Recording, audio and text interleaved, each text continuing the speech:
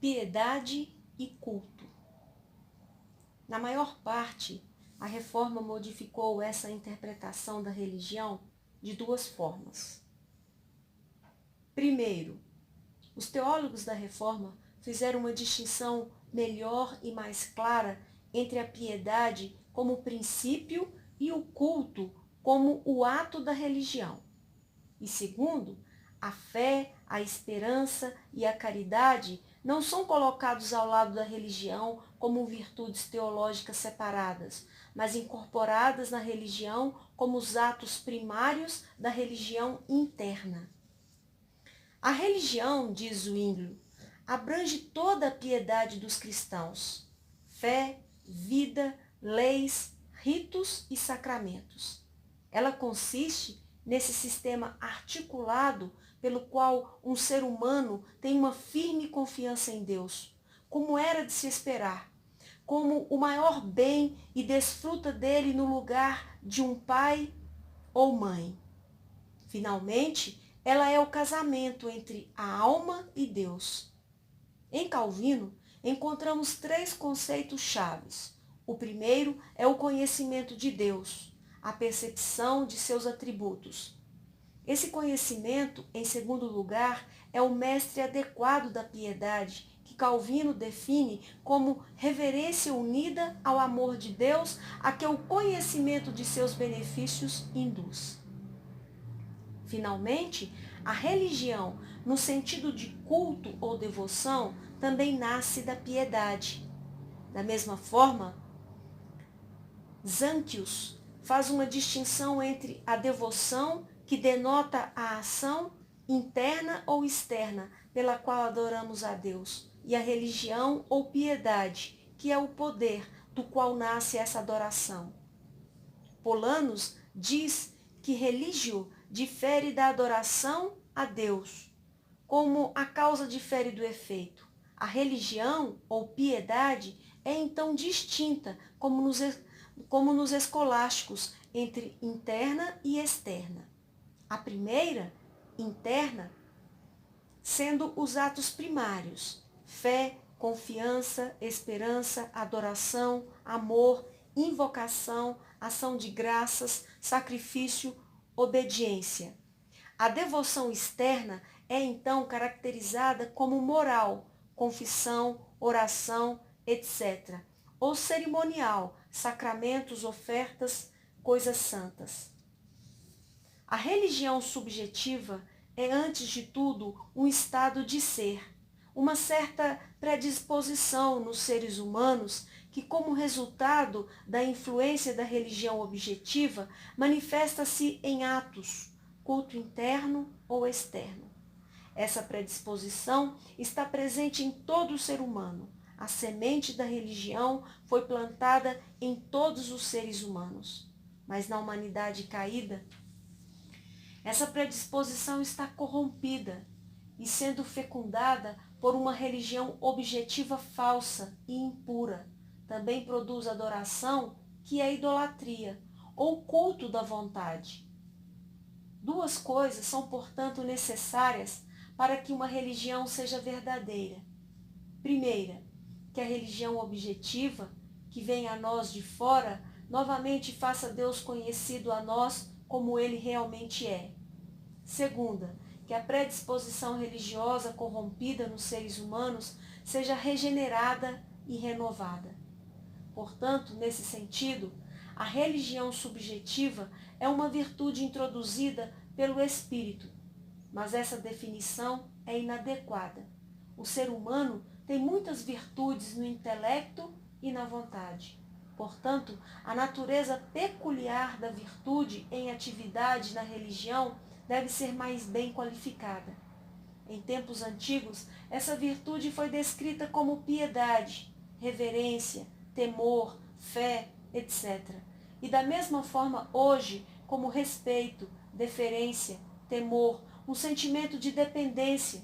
Não obstante, esses termos não são suficientemente específicos, pois em algum grau nós temos todos esses sentimentos também em relação às criaturas. Tem de haver uma distinção essencial entre o culto religioso e a devoção civil, entre os sentimentos de temor, respeito, deferência, etc., que possuímos em relação a Deus e em relação às criaturas. Essa distinção só pode consistir no fato de que, em religião, a dignidade e o poder absolutos de Deus e a sujeição absoluta de nossa parte entram em cena. Somos dependentes das criaturas apenas de forma parcial, como co-criaturas. Estamos no mesmo nível delas. Deus, porém, é um ser de quem dependemos totalmente e que decide sobre nosso bem-estar e nossa aflição em todos os sentidos. Entre os pagãos, esse caráter divino absoluto é dividido em muitas divindades, mas em seu próprio território, cada uma dessas divindades possui tal poder que os seres humanos são totalmente dependentes dela para sua felicidade ou infortúnio. Foi especialmente Schleiermacher quem definiu a religião como o sentimento absoluto de dependência.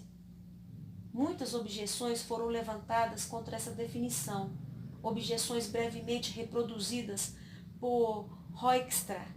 Essa definição em Schleiermacher, de fato, tem um sentido que não pode deixar de ser contestado.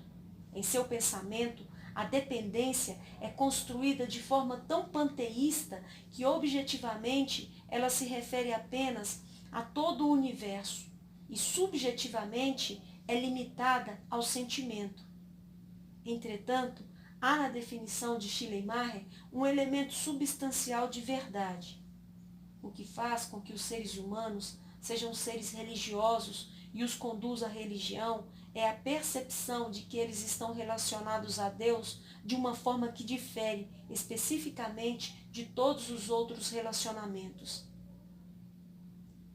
Esse relacionamento é tão profundo e amável, tão rico e multidimensional, que só com dificuldade pode ser expresso em um único conceito.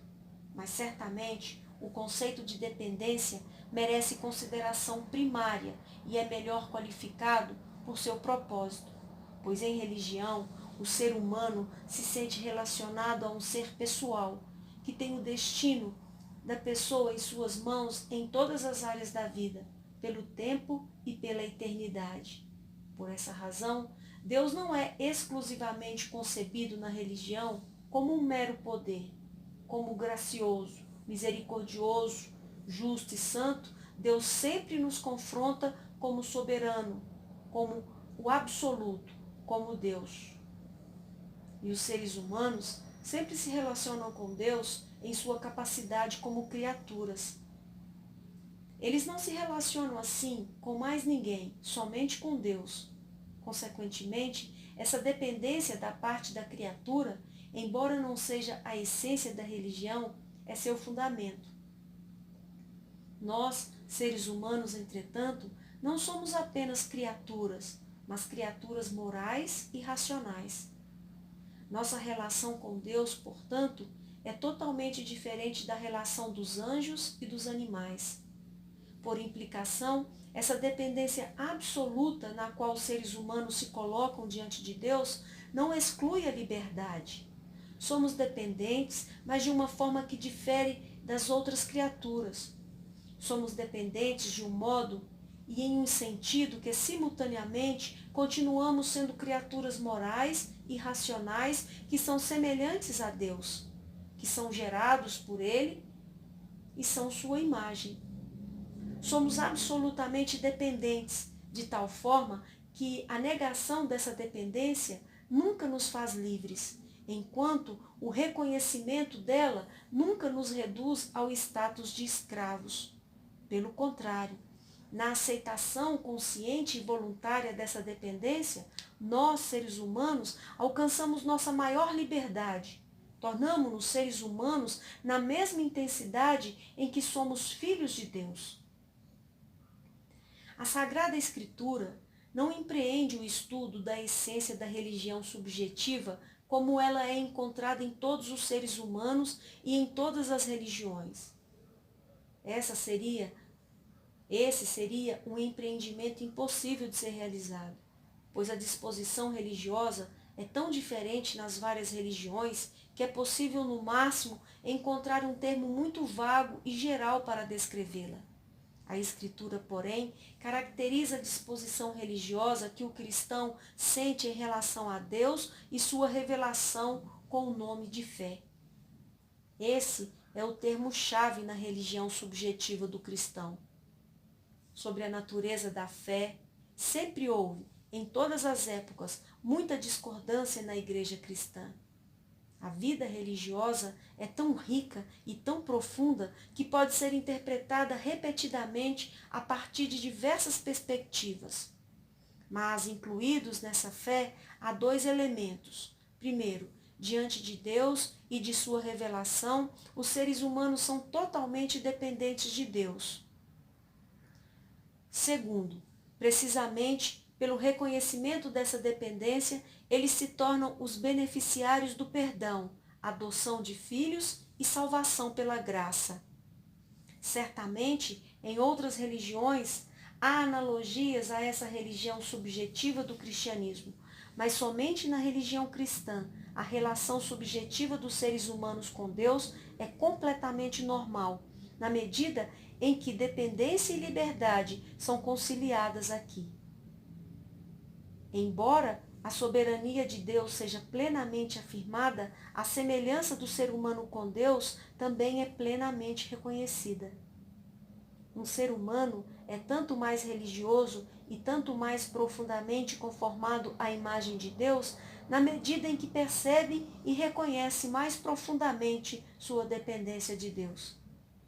Embora todas as virtudes possam ser excedidas em relação às criaturas, esse exagero não é possível em relação a Deus.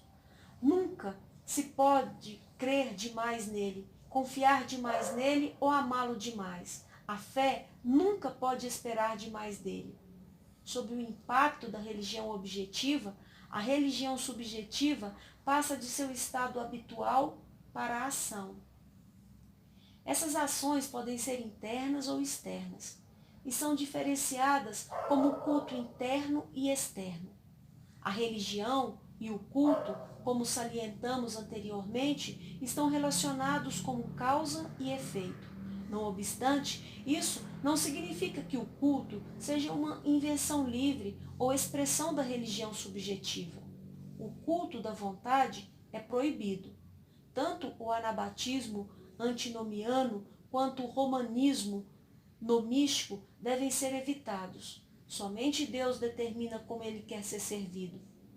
E o renascimento da religião subjetiva, corrompida pelo pecado, a partir da predisposição religiosa, consiste, acima de tudo, no fato de que os crentes recebem um desejo sincero de viver em perfeição de acordo não somente com alguns, mas com todos os mandamentos de Deus.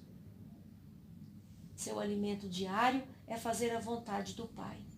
Jesus nunca disse ou fez qualquer outra coisa senão aquilo para o que tinha recebido o mandamento do Pai. Por essa razão, a Escritura coloca tanta ênfase em andar segundo os mandamentos de Deus e cumprir suas ordenanças, e Deus regenera os seres humanos para restaurar nas profundezas do seu ser aqueles que são contrários ao seu serviço, para harmonizar com sua vontade e com sua lei aqueles que estão afirmados na religião objetiva. O culto interno abrange os atos de fé, confiança, temor, amor, louvor, ação de graças e etc. E o culto externo se manifesta em confissão, oração, cântico no ministério da palavra e dos sacramentos, na dedicação de votos, jejuns, vigílias, etc. Portanto, o culto externo é em parte moral e em parte cerimonial, e pode ser também solitário ou social. No último caso, ele pode ser privado ou público, com o culto público comunitário sendo regulado por várias ordens eclesiásticas. Em todas essas ações religiosas, o sentimento de dependência absoluta é básico e inspirador. Sem esse sentimento de dependência, o culto público se torna uma religião da letra, um culto de lábios, formalismo frio e morto. mas, inspirado por ele, o culto adquire todo o seu caráter especificamente religioso. As criaturas também são objeto de nossa fé, de nosso amor. O que faz com que todas essas ações sejam tipicamente religiosas, porém, é o fato de que elas nos colocam em relação com uma pessoa da qual nós, juntamente com todas as coisas, somos absolutamente dependentes e da qual nós, como seres humanos, somos singularmente, como seres racionais, dependentes.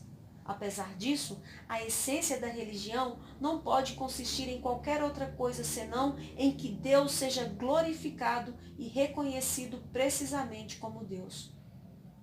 Toda religião que é insuficiente nesse aspecto não alcança a glória de Deus. E nesse grau também deixa de ser verdadeiramente religiosa. A verdadeira religião, por outro lado, consiste em um tipo de disposição humana que, por um lado, está arraigada em um profundo sentimento de absoluta dependência de Deus como Criador, Redentor, Santificador.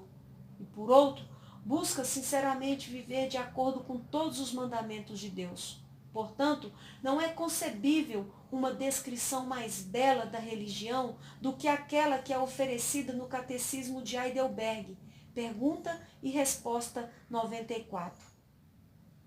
Para não perder minha salvação, devo evitar e fugir de toda idolatria, feitiçaria, adivinhação e superstição. Também não posso invocar os santos ou outras criaturas. Devo reconhecer devidamente o único e verdadeiro Deus, confiar somente nele, me submeter somente a ele, com toda a humildade e paciência. Devo amar, temer e honrar a Deus de todo o coração e esperar todo o bem somente dele. Em resumo, é preferível abandonar todas as criaturas a fazer a menor coisa contra a vontade de Deus.